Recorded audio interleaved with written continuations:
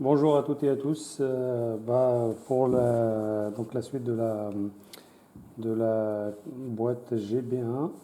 Alors les guides butés, c'est pas le même guide buté, le diamètre c'est pas le bon.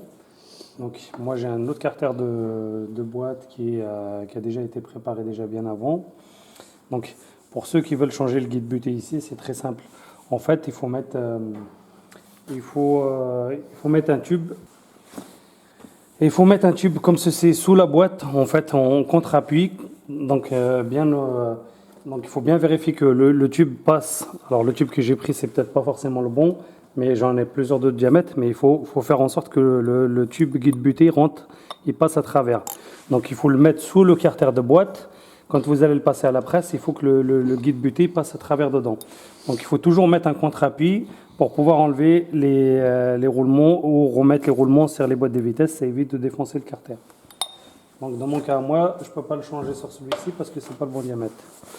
Et comme le client il est pressé, donc je remets un carter d'une autre boîte qui m'appartient. Donc première des choses,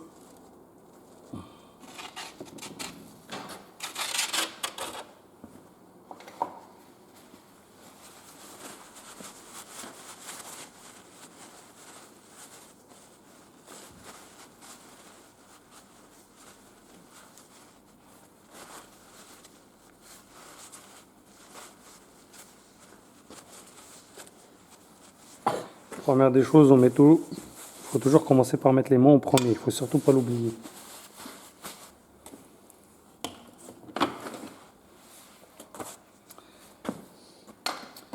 Donc une fois qu'on a mis les mains en place, il faut commencer à mettre les verrous de fourchette.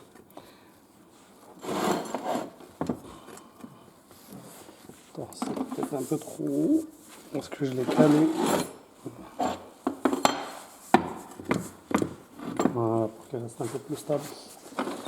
Donc le premier, mettre celui de la fourchette de marche arrière. Donc une fois qu'il est en place, donc celui de la marche arrière, c'est le même que celui-ci. J'en ai deux, vu que j'ai un deuxième carter. Donc voilà. Après, il faut mettre les deux autres. Donc toujours mettre de la graisse dessus pour qu'ils tiennent en place.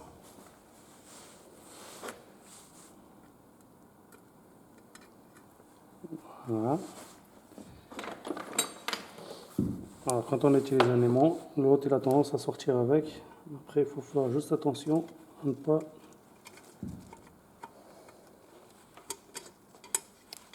Voilà, c'est ce qui s'est passé.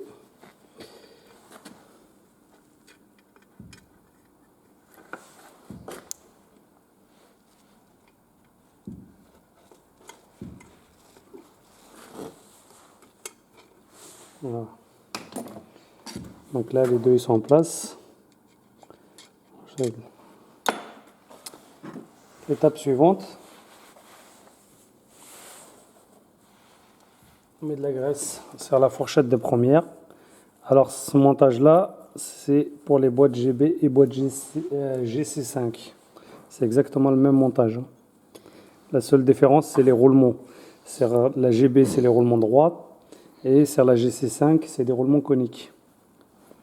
Donc là, une fois qu'il est en place, donc mettez toujours de la graisse pour qu'il soit maintenu, pour qu'il évite qu'il tombe. Donc là, il tient. Je mets ma fourchette de première sur le moyeu baladeur première. Je prends mon arc primaire et je monte les deux en même temps.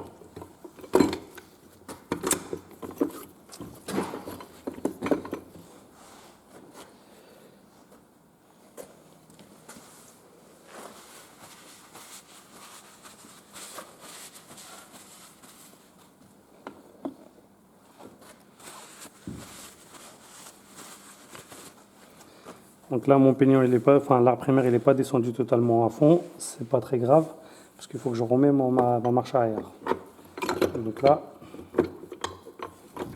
et là, j'essaye de descendre le tout. Voilà. Alors si l'un des deux ne veut pas descendre, ça veut dire qu'il y a un des verrous de fourchette qui vous gêne. Donc il faut faire bouger les deux à la fois. Donc là, une fois que ça s'est mis en place, je prends ma fourchette de troisième avec, vous voyez, j'ai pas enlevé la goupille. Je remets mon moyeu baladeur dessus. Donc pour pouvoir les mettre en place, il faut lever la marche arrière. Ici, il faut mettre au point mort pour qu'ils puissent pousser les verrous, pour qu'ils puissent rentrer à leur place. Donc là, je soulève légèrement. Et là, je glisse ma fourchette et je viens la positionner.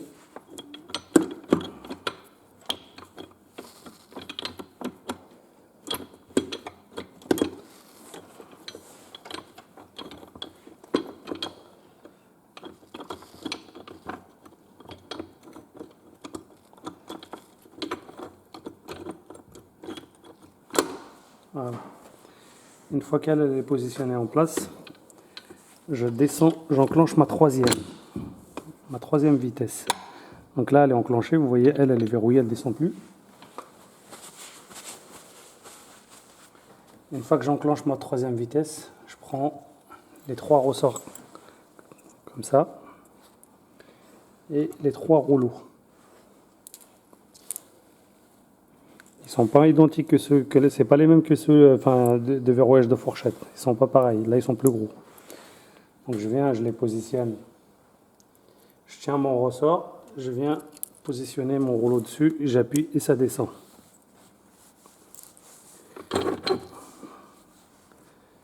Je fais la même chose de ce côté-là.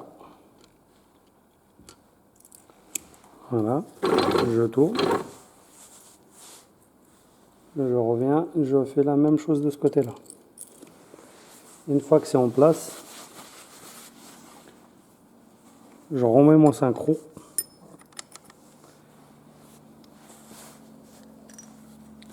Je remets mon pignon de 4.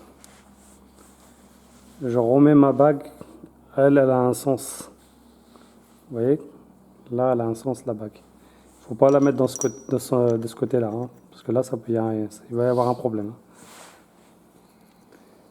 Donc, c'est bien comme ça. L'iconique. Une fois qu'elle est en place, tout est en place, je reviens au point mort. Donc, quand vous revenez au point mort, il faut toujours maintenir la troisième en place, enfin la quatrième en place pour éviter de la ressortir. Donc, elle, une fois on revient au point mort, je prends ma fourchette de cinquième et je soulève légèrement pour que je sois au point mort et je repousse le verrou qui est ici. Une fois qu'il est rentré dans son logement, je glisse ma fourchette. Voilà.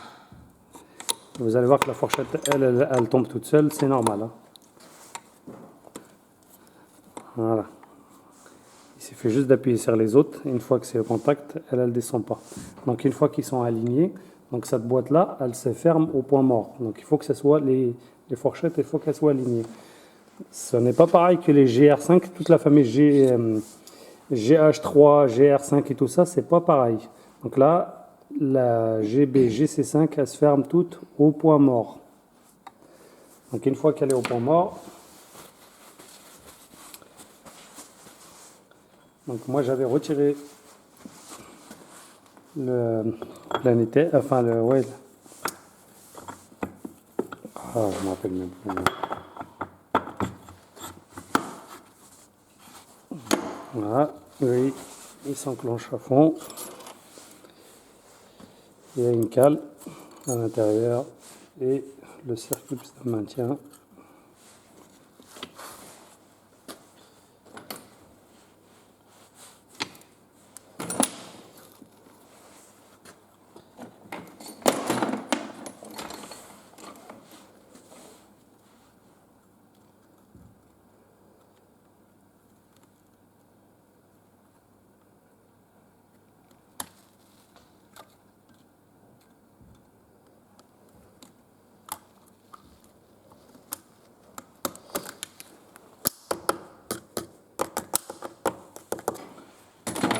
Là, il est en place.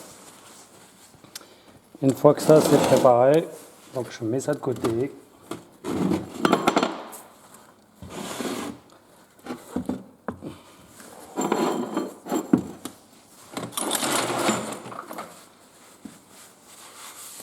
Je viens préparer mon carter.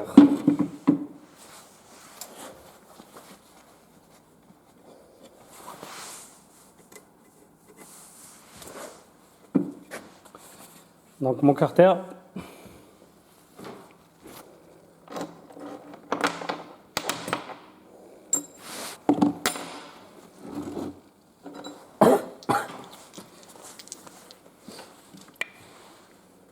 donc cette technique-là, elle fonctionne aussi bien pour les GB que les GC5 et d'autres types de boîtes.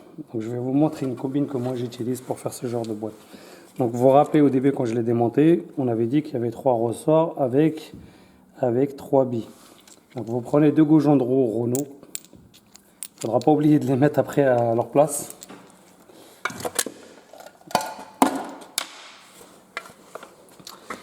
Vous mettez votre main à l'intérieur, le doigt en face du trou. Voilà. Vous glissez le ressort à l'intérieur.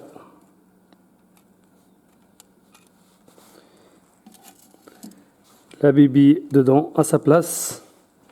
Une fois que la bille est en place, vous essayez de rentrer l'écrou de roue dans son logement. On fait la même chose de ce côté-là.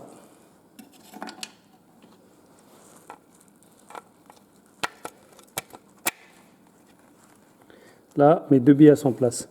Pourquoi ça va me faciliter les choses? Quand je vais venir poser mon carter, en fait, il faut maintenir le carter en même temps et mettre les billes. Donc c'est un peu compliqué. Le fait d'utiliser ce système-là, je peux le faire tout seul. J'ai besoin de personne. La 5e, elle, c'est différente. On va la faire autrement. Donc une fois que mon carter, lui, il est préparé, je le mets à proximité.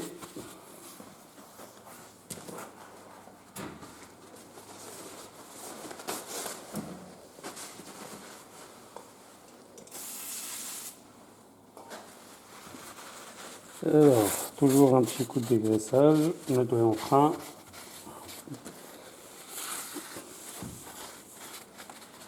Voilà.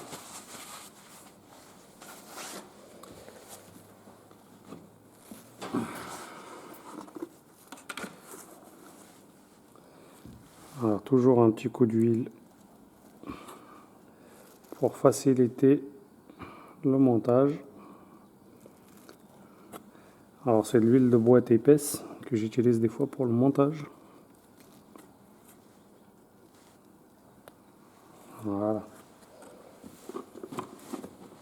Il est libre de faire ce qu'il veut.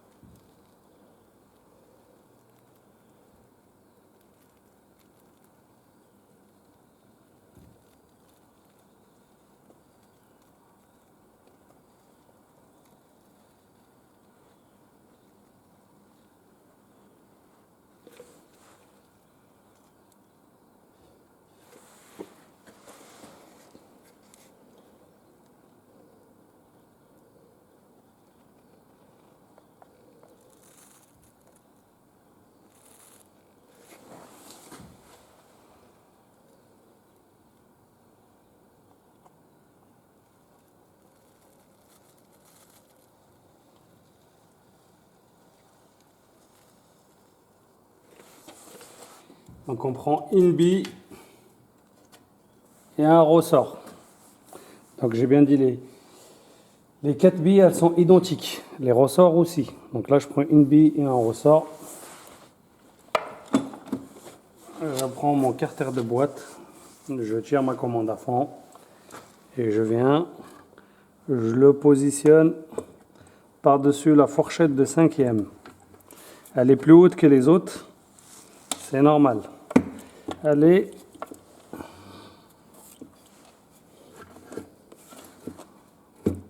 Elle va descendre. Voilà. Et une fois que j'arrive à cette hauteur-là,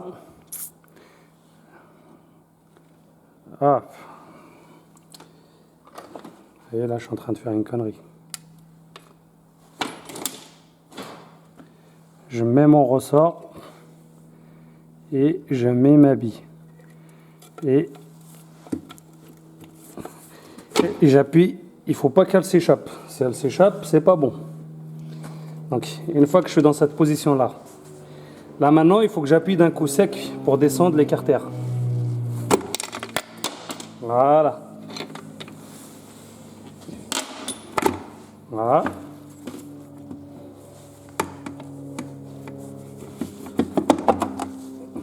Là, ma boîte, elle est fermée.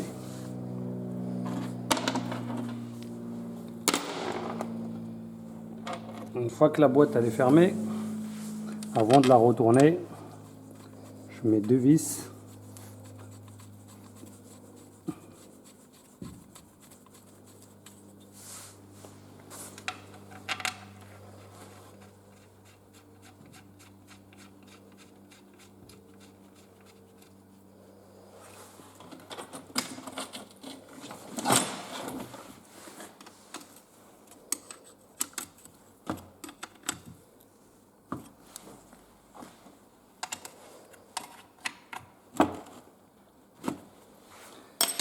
Voilà. Une fois que la boîte, tout est en place, je viens ici, je prends, je tourne légèrement et j'enfonce ma commande de boîte à l'intérieur. Une fois que ma commande de boîte elle est enfoncée, alors, je retourne ma boîte pour pouvoir serrer mes vis. Par contre, il faut faire vachement attention à ne pas casser la goulotte d'huile pour la cinquième. Donc je mets ma boîte dans ce sens-là.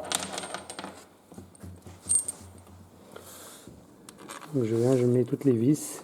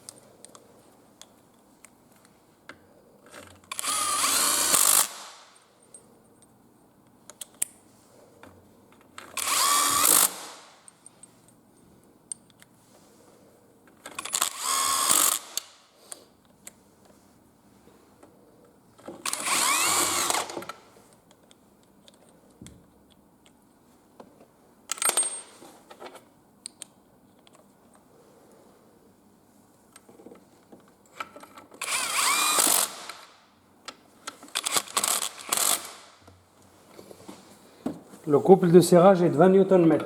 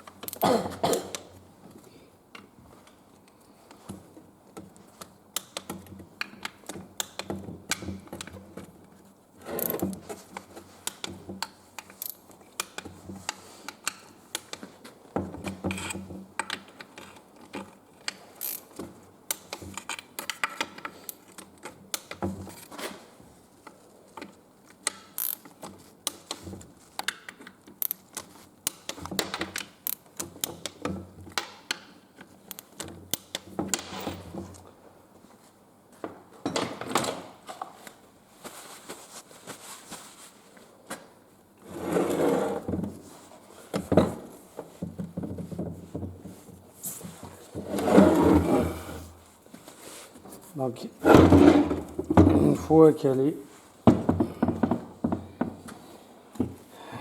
que tout est serré, donc moi je l'incline légèrement. Il faut faire attention à ne pas casser la goulotte.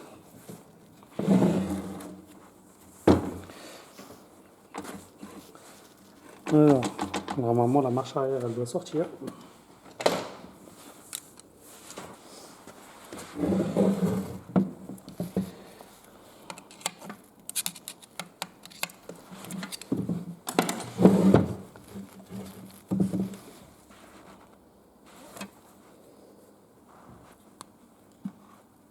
Voilà. Et là, par contre, c'est l'inverse de tout à l'heure. C'est l'habit maintenant qui va en premier.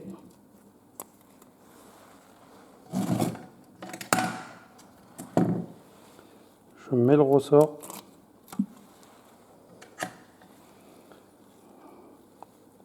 Et la pièce qui permet de venir verrouiller les deux. Donc, elle se glisse.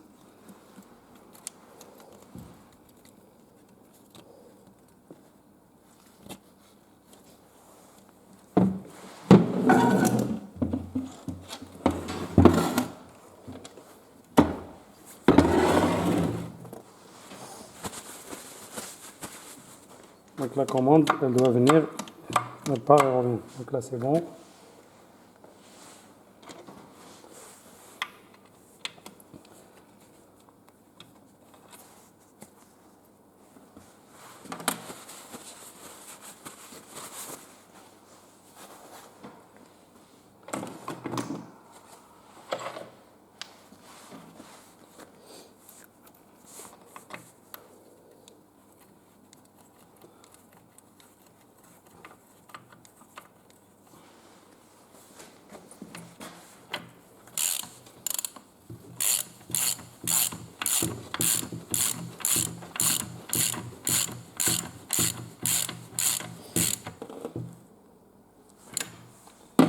Donc une fois que c'est serré, hop, je bascule le ressort derrière.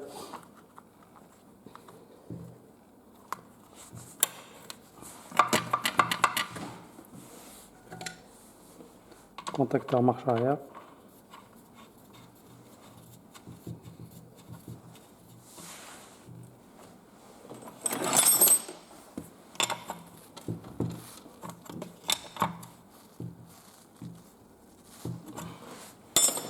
Une fois que ma marche arrière elle est en place, mon contacteur il est en place,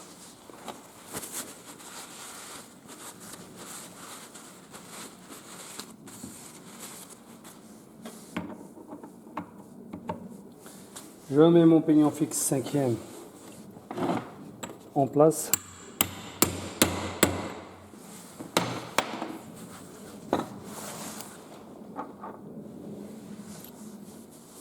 En trottoise, elle a un sens. La bague, elle n'a pas de sens.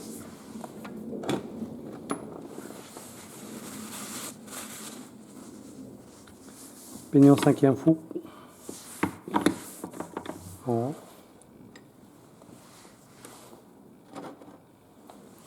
Le synchro 5e avec le moyeu baladeur.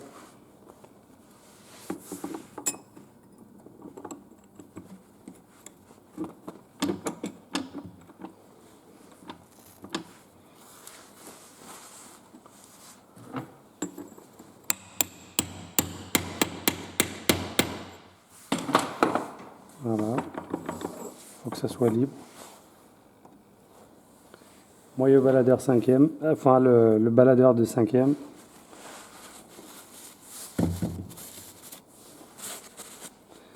Avec la fourchette.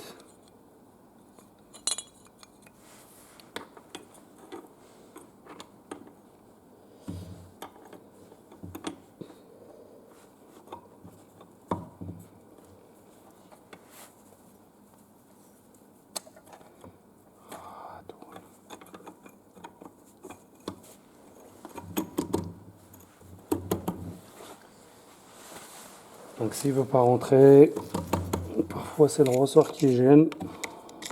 Il y a un petit ressort dedans à l'intérieur.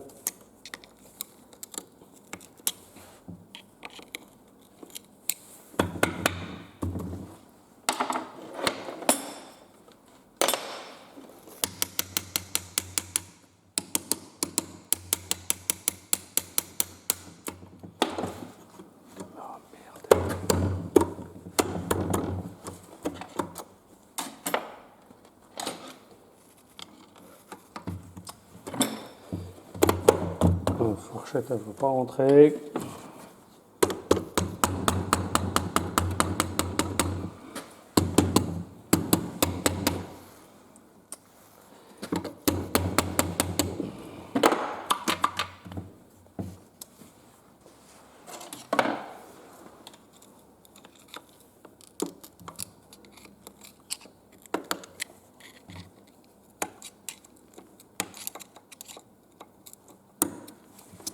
Voilà.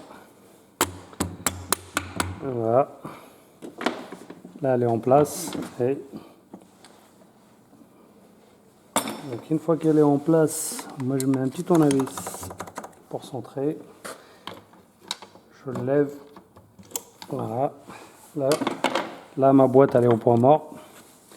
Je viens, je passe une vitesse, n'importe laquelle. Et je redescends. Et une fois que j'ai descendu la deuxième vitesse, ma boîte est verrouillée. Une fois que ma boîte elle est verrouillée, maintenant on peut procéder au serrage de l'écrou et de la vis.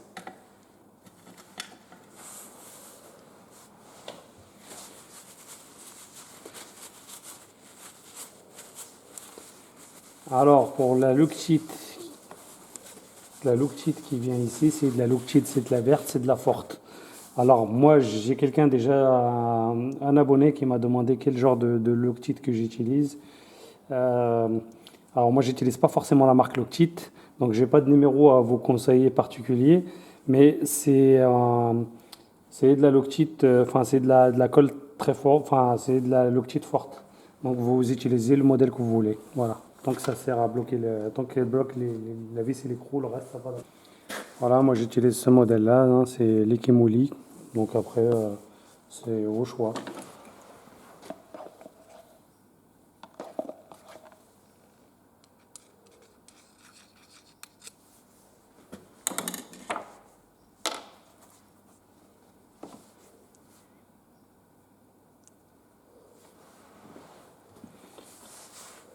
Chacun prend je dirais chacun prend les produits avec lesquels il a l'habitude de travailler, donc il n'y a pas de souci. Donc voilà.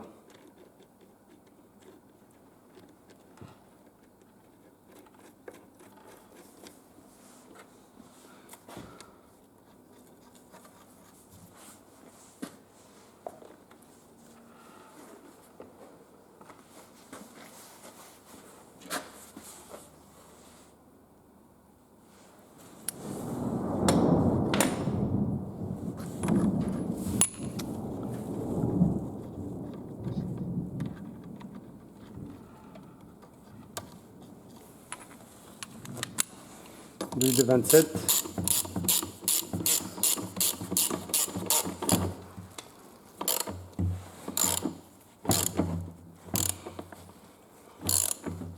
Donc je commence à serrer.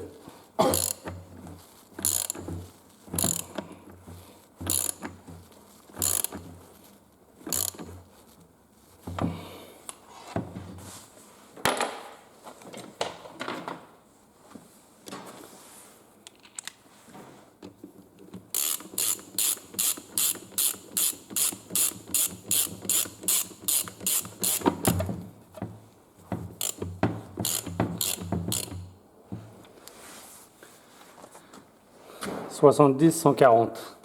Donc je vais essayer de serrer en filmant, mais si, je pense que je vais peut-être pas forcément y arriver, donc je vais peut-être... voilà. Mais bon, 70 Nm de ce côté-là, c'est assez.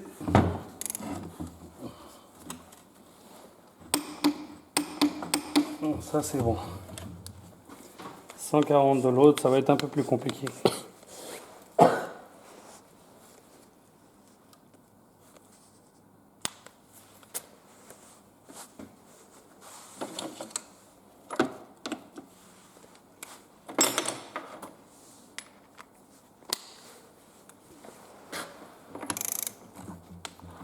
Alors, je ne sais pas si je vais y arriver, mais je vais essayer.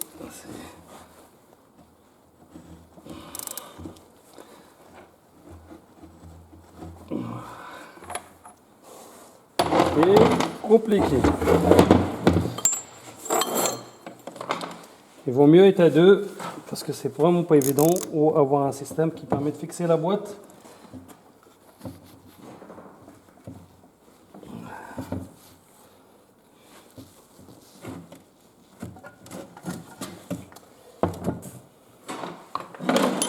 Bon.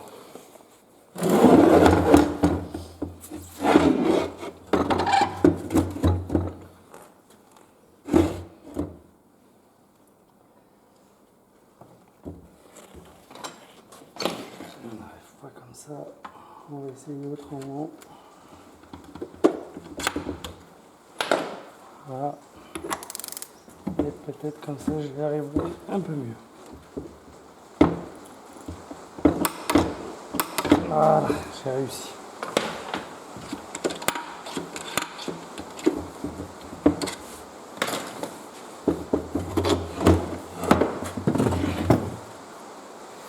Alors, cette méthode-là, c'est pareil, elle s'applique quand vous voulez intervenir directement sur le véhicule, vous voulez juste réparer votre cinquième, c'est exactement la même méthode, vous pouvez bloquer de la même manière. La seule chose, il faut juste savoir, ne surtout pas oublier de débloquer votre boîte une fois que vous avez tout monté, sinon vous allez avoir une surprise. Donc là, je remonte ma fourchette de cinquième, je viens et je l'aligne.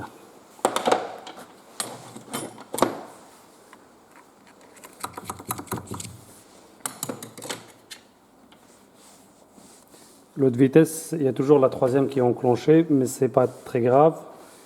Tant qu'il n'y a pas les deux vitesses, c'est pas très grave pour l'instant. Donc je viens, je mets la goupille ici.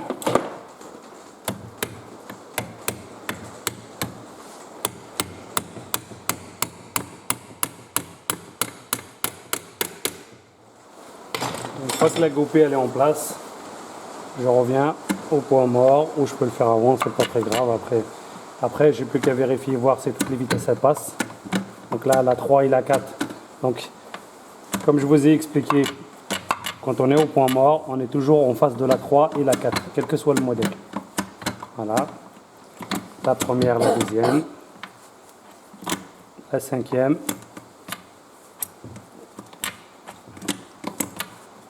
Et la marche arrière, elle doit être au fond. Voilà. Là, mes vitesses y passent. Alors, ce montage-là que je viens de faire, c'est exactement les mêmes que les GC. Il y en a plein qui m'ont demandé la suite de la boîte GC5. C'est vrai, j'ai pas eu le temps de remonter cette boîte-là. Elle est toujours chez moi. Parce que je travaille, donc je suis pas mal en déplacement. Et donc, j'ai pas forcément le temps de faire toutes les vidéos sur tout le type des boîtes. Donc, ce montage-là est exactement le même que la GC5 que j'ai démontée. La GB et la GC5, elles sont identiques. La seule différence, c'est les roulements qui ne sont pas pareils. Donc, et j'essaierai de vous monter la GC5, de vous montrer. Il y a aussi une différence, c'est dans l'empilage des pignons. Mais j'essaierai d'en faire une autre vidéo là-dessus. Donc là, je mets mon carter, mon joint carter.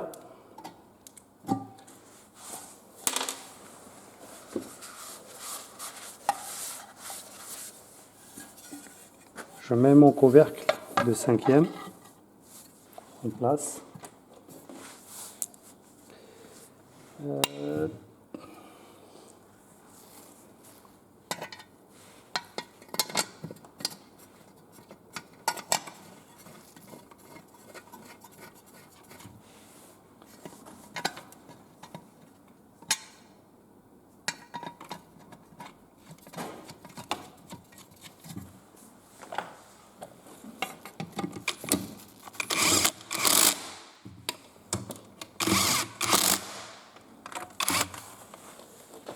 attention, la grille, c'est pas bon.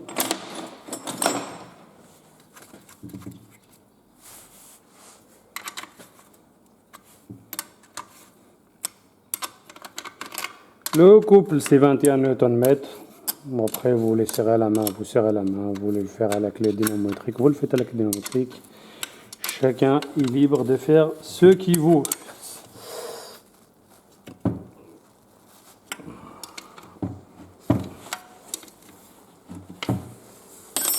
Voilà. Ma réparation, elle est finie. Je vérifie que ma boîte, elle tourne, qu'il n'y a pas de bruit anormal. Donc, elle doit tourner librement. Si ça bloque ou s'il y a un problème, il y a du jeu ou il y a du jeu anormal ou que l'arbre bouge ou que l'arbre il est bloqué ou il fait un bruit anormal, ça veut dire qu'il y a forcément quelque chose qui a été mal monté. Donc là, quand ça tourne, il ne peut pas y avoir de bruit anormal. On entend les pignons claquer dedans à l'intérieur, mais c'est normal ça. Voilà. Merci. À bientôt.